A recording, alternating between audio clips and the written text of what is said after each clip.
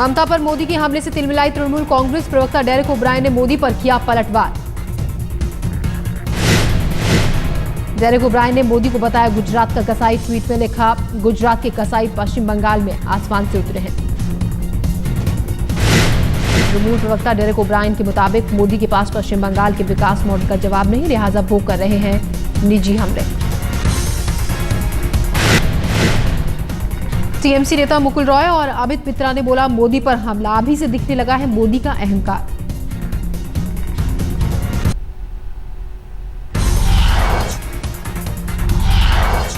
पश्चिम बंगाल में मोदी की चेतावनी, एनडीए की सरकार बनते ही खदेड़ दिए जाएंगे बांग्लादेशी।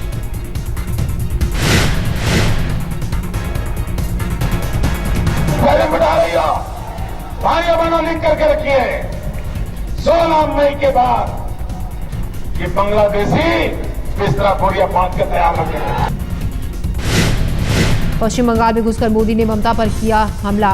श्रीरामपुर की रैली में बोले मां शारदा को शारदा चिटफंड में कर दिया तब्दील। शारदा थी और जो लक्ष्मी थी वो शारदा चिटफंड बन गई। जिस शारदा की हम पूजा करते थे वही शारदा चिटफंड बन गई। पहली बार ममता पर मोदी ने किया सीधा वार, मोदी वार से तिलमिलाई टीएमसी।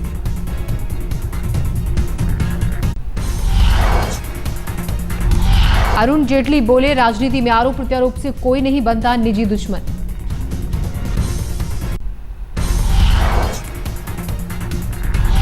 कांग्रेस नेता शोभा ओझा ने किया ओब्रायन के बयान का बचाव। कहा सभी जानते हैं कि गुजरात दंगा स्टेट स्पेंडर्स था, इसे लोग अपने अपने ढंग से दे रहे हैं शब्द।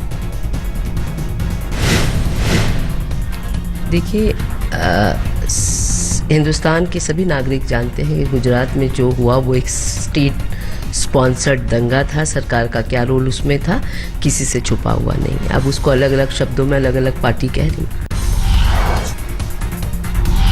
कांग्रेस नेता अहमद पटेल का मोदी पर वार। कहा हमने जहर पिया है और जहर पचाने का मादा है। सोनिया के राजनीतिक सलाहकार अहमद पटेल ने कहा मोदी तो सिर्फ जहर उगलते हैं। कांग्रेस के कहते हैं कांग्रेस को जहर पचाना जानती है।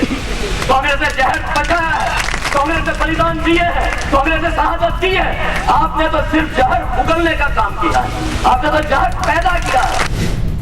गुजरात के नर्मदा जिले में चुनावी रैली के दौरान मोदी पर बोला हमला। अहमद पटेल में गुजरात के दक्षिणी हिस्से में कर रहे हैं कांग्रेस का जोरदार प्रचार। आदिवासी बहुल इलाके में कांग्रेस को लोकसभा सीटों की उम्मीद।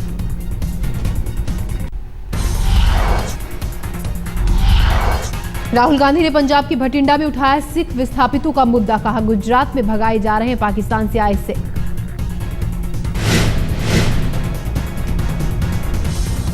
हजारों सिख किसानों को उठा के गुजरात से बाहर फेंक दिया, उनकी जमीन छीन ली, वो मेरे पास आए। राहुल ने मोदी की भाषा पर उठाया सवाल। कहा पीएम सोनिया या फिर मैं तमीज से बात करता हूं, लेकिन उनकी बयानबाजी बेतुकी होती है। मैंने गलत शब्द का प्रयोग नहीं किया, गुस्से से बात नहीं की, प्यार से बात की है, मगर उनके मुंह से अच्छाई निकल ही नहीं सकती। मोदी पर तंज कसते हुए राहुल ने कहा हम मानते हैं कि वो शक्तिमान हैं, हम सिर झुकाकर उनके सामने आते हैं।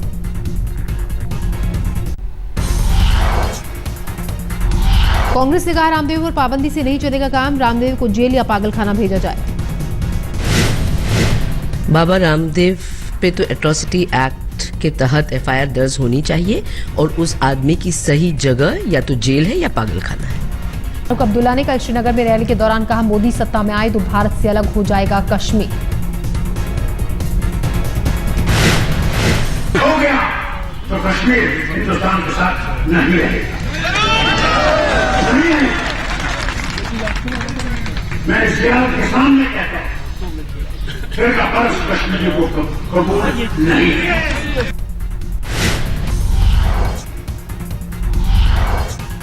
पश्चिम बंगाल की रैली में मोदी ने राहुल पर भी साधा निशाना, बोले कांग्रेस उपाध्यक्ष के लिए टूरिज्म है गरीबी। राहुल गांधी पर मोदी का हमला, बोले हमारे लिए भारत मां है और उनके लिए भारत मां का है।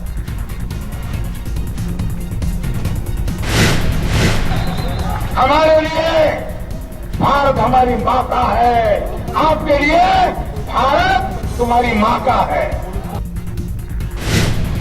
कांग्रेस पर मोदी का जबरदस्त हमला, बोले मां बेटे की सरकार ऐसी गर्त में जाएगी कि 100 साल में भी नहीं संभल पाएगी। मोदी ने पीएम मनमोहन सिंह पर भी साधा निशाना, बोले पीएम को नहीं दिखी भ्रष्टाचार और महंगाई तो कैसे दिखेगी लहर। सोनिया के आरोपों पर मोदी का जवाब, कहा कभी नहीं कहा देश को बना दूंगा स्वर्ग, सभी समस्याओं के समाधान का भी नहीं किया दावा।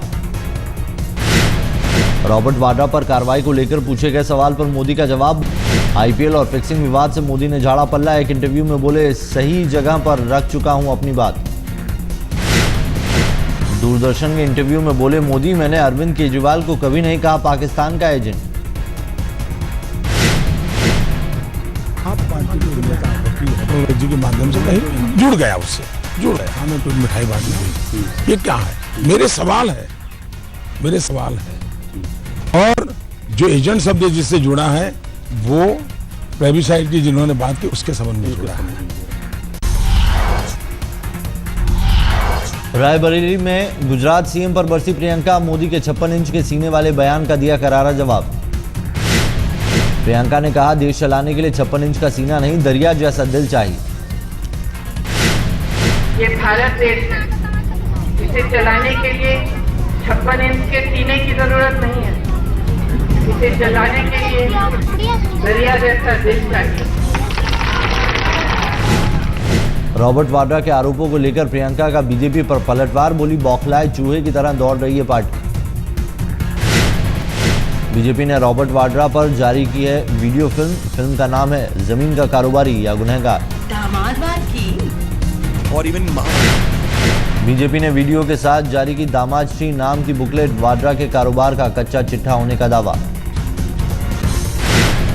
बीजेपी ने उठाए सवाल, कहा वाड्रा पर लगे आरोपों पर क्यों नहीं बोलती सोनिया गांधी। हमने आज इसमें कई सवाल सोनिया गांधी और राहुल गांधी से पूछा है और हम स्पष्ट करना चाहते हैं, हम सारा सवाल का उत्तर सोनिया गांधी और राहुल गांधी से जानना चाहते हैं,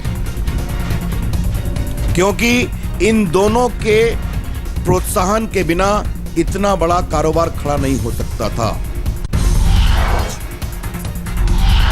बीजेपी ने कांग्रेस को घेरा, बोली राजस्थान और हरियाणा से बाहर क्यों नहीं फैला वाड्रा का कारोबार। बीजेपी का आरोप, राजस्थान में कोई नहीं खरीद सकता 175 एकड़ से ज्यादा जमीन, लेकिन वाड्रा के पास है 1634 हेक्टेयर जमीन। बीजेपी के आरोपों पर कांग्रेस की सफाई, रॉबर्ट वाड्रा को कोर्ट से मिल चुकी है क्लीन चिट, चुनाव के वक्त निजी हमलों का मतलब नहीं। बीजेपी के आरोपों पर कांग्रेस ने मोदी को घेरा, कहा गुजरात में अदानी को कौड़ियों के भाव क्यों दी जमीन। बीजेपी के खिलाफ चुनाव आयोग में शिकायत करेगी कांग्रेस, रॉबर्ट वाड्रा राजनीति में नहीं, गलत आरोप लगा रही है पार्टी।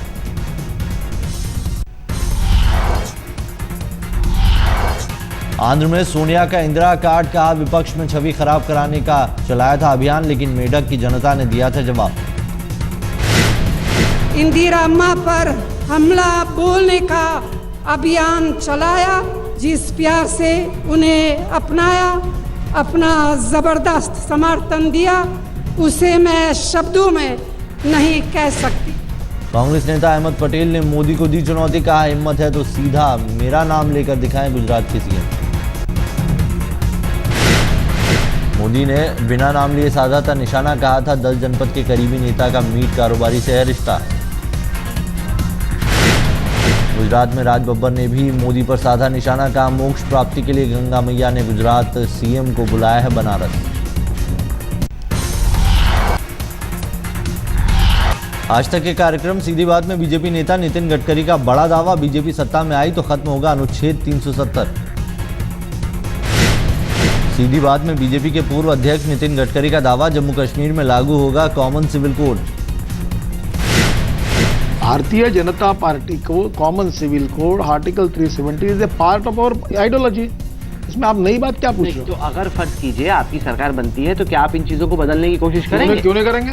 100% करेंगे। हमारी पार्टी को अगर पूरी ताकत मिलेगी तो जो हमारी पॉलिसीज है उसको इम्प्लीमेंट। बीएसपी सुप्रीमो मायावती ने दागे सवाल, कहा खुद को पिछड़ा बताते हैं मोदी, लेकिन जाति क्यों नहीं बताते गुजरात के सीएम। बार बार प्रेस कॉन्फ्रेंस के माध्यम से ये पूछा कि नरेंद्र मोदी, यदि आप पिछड़े वर्ग से ताल्लुक रखते हैं तो आपको ये भी बताना चाहिए कि आप पिछड़े वर्ग से कौन सी जाति से ताल्लुक रखते हैं। स्मृति ईरानी के लिए प्रचार करने पहुंचे नितिन गडकरी, कहा राहुल गांधी ने नहीं किया विकास। परेश रावल ने अहमदाबाद में लोगों से मांगे वोट, विरोधियों पर किए तीखे हमले, प्रधानमंत्री मनमोहन सिंह पर भी साधा निशाना। कानपुर में नगमा का रोड शो, कांग्रेस उम्मीदवार श्री प्रकाश जायसवाल के लिए मांगे वोट। बीते जमाने के कॉमेडियन जगदीप का लखनऊ से चुनाव प्रचार, बेटे जावेद जाफरी के लिए मांगे वोट, मोदी पर साधा निशाना।